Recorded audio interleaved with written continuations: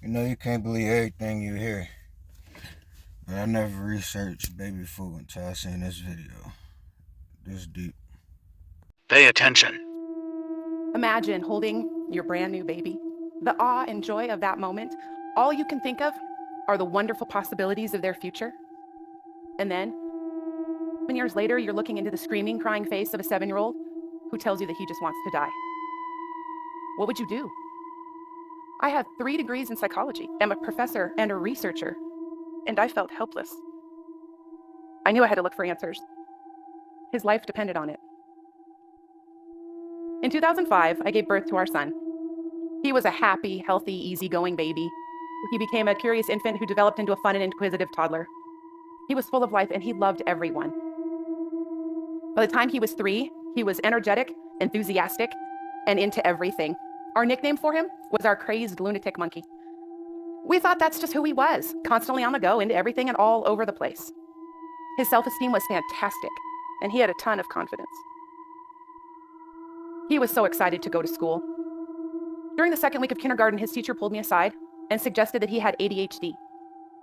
I was shocked. His preschool never said anything like that. I mean, yes, he was interested in a lot of things, and yes, he was enthusiastic. But ADHD? And why did it seem like he only had ADHD on some days?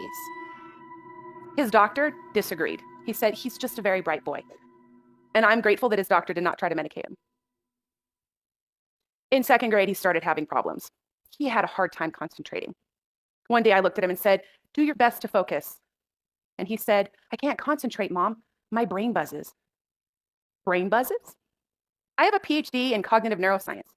If I learned anything in college, it's that brains are not supposed to buzz. So I started looking for answers. I searched the textbooks, scientific research articles, and I scoured the internet. And I found articles on the artificial food dye Red 40 and how it caused hyperactivity in some children. I found story after story about how Red 40 caused ADHD-like symptoms in some kids. It made them hyper, impulsive, disruptive in class, and caused brain buzzing. So I thought, aha, it's the Red 40. And we pulled everything with Red 40 in it from our diet. And the brain buzzing stopped. But we let him consume other foods with other artificial dyes like yellow 5 and 6, green 3, blue 1. In hindsight, I don't know why we thought those were safe when Red 40 wasn't. Maybe we couldn't imagine pulling everything with artificial food dyes from our home and our diet. That meant no more colored cupcakes, no more cheesy yellow chips, no pickles, no candies, no colored breakfast cereals. You see, artificial food dyes are in many of the foods, of the processed foods that we eat. Maybe we just couldn't imagine taking away foods that kids enjoy in their childhood. Now, I bet many of you are wondering, what are artificial food dyes? Well, they are a set of chemicals that are added to our food to enhance the color and appearance. They are man-made, petroleum-based, and banned in many countries. They provide no nutritional value, and many have been linked to cancer. And now I know, many of you are thinking, oh, then why are they in our food? Well, because we Americans, we like our brightly colored, shiny stuff, and this includes our food. So now that he wasn't eating red things, he turned to yellow things. Cheesy yellow chips, yellow candies, pineapple syrup on shaved ice in Hawaii. You name it, if it was yellow, it was okay.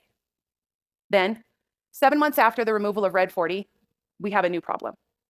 He's having emotional meltdowns and temper tantrums, the likes of which I had never seen. He would get upset over the littlest things. These temper tantrums turned into, they got more intense and more frequent. I'd ask him to turn off the TV, and he would break down and cry. And the crying would turn into anger, and this anger would turn into a full-blown emotional fit. He would scratch at himself. He would shred at his clothes. He would swing on me. He would scream. And eventually it would lead to him begging, "Mom, just get me a knife so I can kill myself. I just want to die." We couldn't believe it. We had a suicidal 7-year-old. And all I can think of was if this continued, by the time he hit puberty, we would lose him. We were wondering what was happening to our sweet boy. So I searched the textbooks, the articles, the internet. I searched and searched. And I found one article on yellow 5 and how it caused irritation in kids. I found more articles and anecdotal evidence of other dyes like yellow 5 and 6 causing emotional disruptions in children. So we thought, all right, that's it. No more artificially colored food, no cheesy yellow chips, no artificial colored drinks, breakfast cereals. If it was naturally colored, it was okay. And we started living our life dye-free. And I was not ready for what happened next. That poor kid crashed like an addict coming off of drugs. He slept a lot. He would get up in the morning and he'd go lay back down on the